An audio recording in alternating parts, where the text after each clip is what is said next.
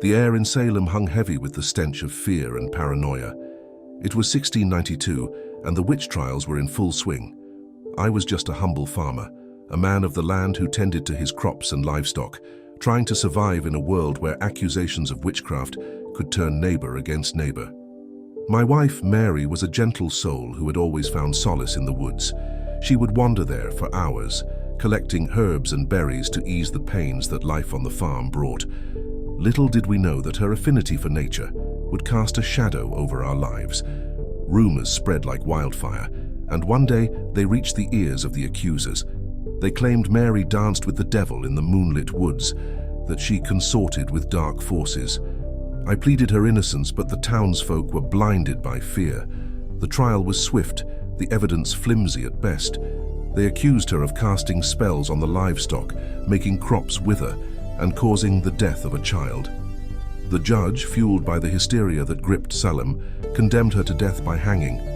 As I watched my beloved Mary swinging from the gallows, a darkness settled over me. The townsfolk cheered, thinking they had purged the evil from our midst. But I knew the truth. I knew that Mary was innocent, that she was just a victim of the madness that had consumed our town. That night, a storm rolled in, bringing with it a torrent of rain and thunder that mirrored the turmoil in my heart. Unable to bear the weight of my grief, I sought refuge in the woods Mary loved so much.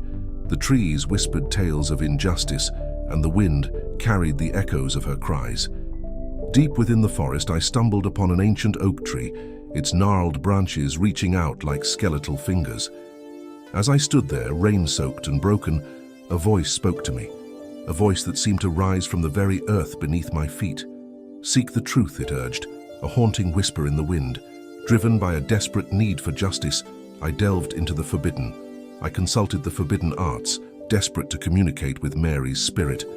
The lines between the living and the dead blurred as I performed the ritual, the air thick with an otherworldly energy. And then, in the eerie glow of candlelight, Mary's ghost appeared. Her eyes, once filled with life, were now hollow and filled with a haunting sorrow. "Find the one who accused me falsely," she pleaded. "Expose the true darkness that lurks within Salem."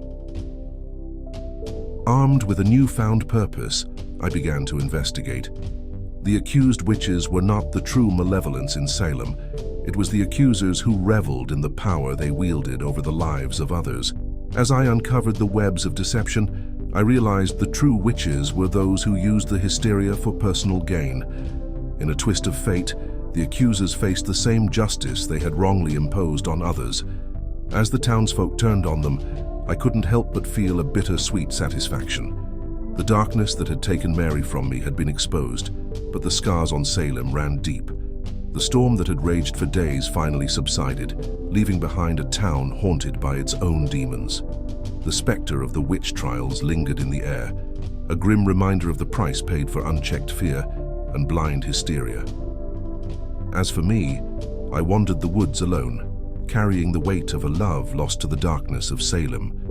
The whispers of the trees and the echoes of Mary's voice became my only companions, a somber chorus in a town forever scarred by its tragic past.